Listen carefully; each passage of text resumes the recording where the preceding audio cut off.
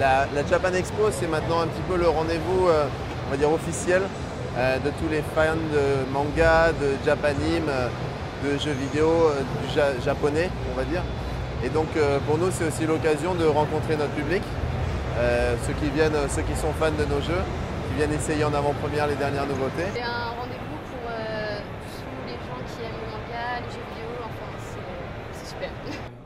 On voulait faire un festival sur tout ce qui était ludique au Japon, la pop culture japonaise, et que Japan Expo, ça semblait bien. Ce qu'on a voulu faire, c'était un petit peu sur le concept d'avoir différents pôles et de créer des passerelles entre elles. C'est-à-dire qu'on était persuadé que les fans de manga pouvaient s'intéresser aux jeux vidéo, que les fans de jeux vidéo pouvaient s'intéresser aux dessins animés. Surtout qu'au Japon, il y a beaucoup de jeux vidéo qui sont tirés de dessins animés qui sont tirés de manga, etc. Donc on a voulu essayer de réunir tout, et en plus, on voulait le côté un petit peu plus traditionnel, ou vie de tous les jours, et ce genre de choses, pour montrer au public français ce qu'était vraiment le Japon, son histoire, comment vivent les Japonais aujourd'hui, etc. Japan Expo, pour nous, c'est vraiment un événement majeur dans l'année. C'est l'occasion unique de rencontrer tous les fans de nos produits.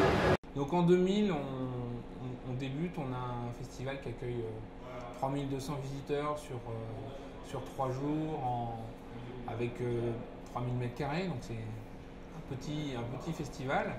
Puis rapidement, on va passer par plusieurs étapes. Donc en 2002, on va avoir un grand bond en avant, puisqu'on va arriver au CNIT, et que là on va commencer à avoir des surfaces plus importantes, de l'ordre de 10 000 m², à accueillir 20 à 40 000 personnes.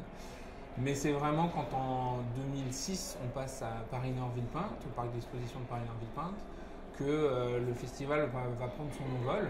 En 2008, un passage important, c'est le passage à 4 jours. Donc sur Japan Expo en juillet, on ouvre désormais du jeudi au dimanche. On a accueilli plus de 173 000 personnes sur 4 jours, ce qui fait de nous un des 5 plus gros salons grand public français, et le plus grand salon de culture japonaise en Europe, et voire dans le monde. L'âge moyen des visiteurs de Japan Expo, de Chibi Japan Expo ou de Japan Expo Sud, c'est la tranche d'âge 15-24 ans. Ça, c'est le cœur de cible, ça représente 65% des gens qui viennent à Japan Expo en juillet. Et du coup, c'est vraiment cette tranche d'âge qui s'intéresse à la pop culture japonaise. Donc même si on essaye de faire des choses qui vont s'adresser à un public plus âgé, parce qu'effectivement, au fur et à mesure du temps, sur Japan Expo version juillet, on s'est aperçu que le public vieillissait un petit peu, parce qu'il y a des gens de ma génération qui maintenant ont 35-40 ans et qui se retrouvent à avoir des enfants. Et donc pour venir, il fallait qu'on trouve des choses à la fois pour les parents et à la fois pour les enfants. Donc il y avait des licences qui étaient évidentes pour les enfants, comme Pokémon, comme Yu-Gi-Oh, etc.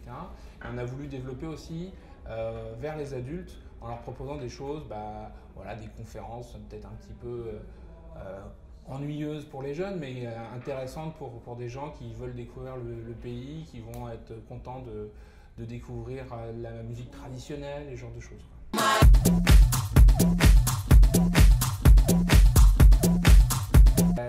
Sur certains aspects, elle commence 2 ans avant. Elle commence 2 ans avant, notamment pour pouvoir avoir des invités, les invités d'honneur et tout ça. C'est des gens qui ne peuvent pas se programmer très peu de temps à l'avance. Donc, pour avoir Tsukasa Ojo, on avait commencé 2 ans avant les démarches auprès de lui, de son éditeur et de son agent. Il y a des aspects qui sont organisés de manière plus courte, c'est-à-dire qu'en fait aujourd'hui, on a une équipe de 26 personnes qui travaillent sur l'organisation de Japan Expo, Chibi Japan Expo et Japan Expo Sud. Ils passent à plein temps sur Japan Expo, et uniquement Japan Expo, pendant 5 mois.